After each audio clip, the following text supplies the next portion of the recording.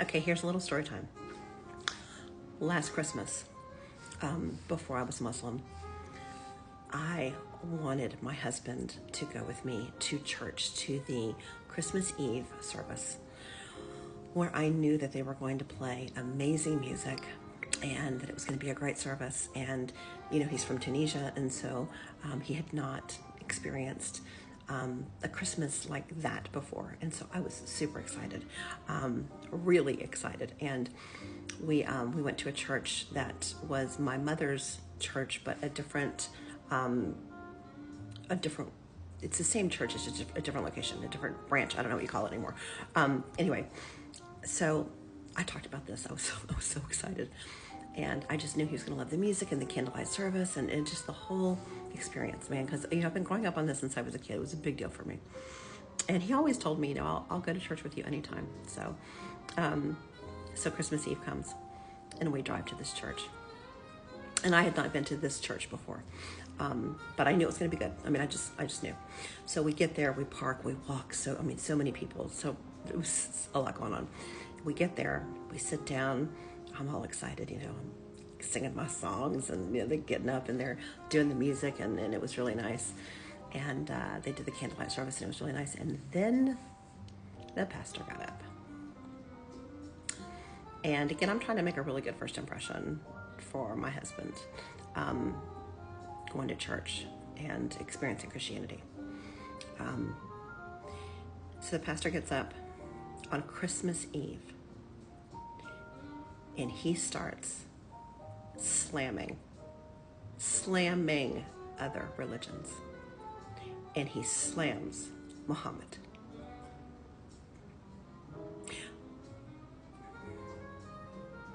I was mortified. I was angry. I was ashamed. I was devastated.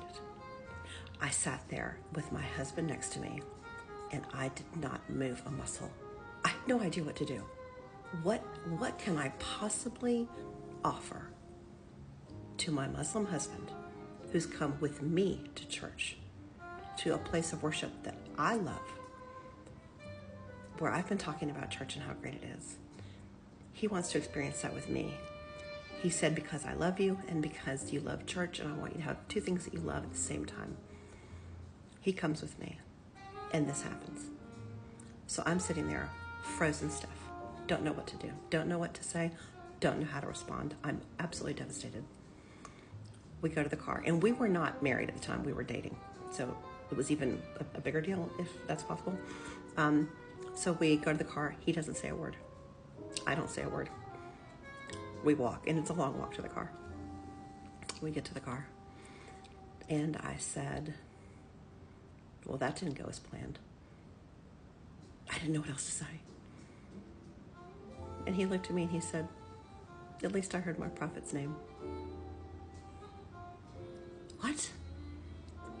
That's his answer? At least I heard my prophet's name, with a smile on his face?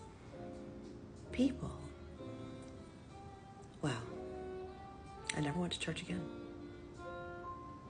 And I learned a lot about Islam.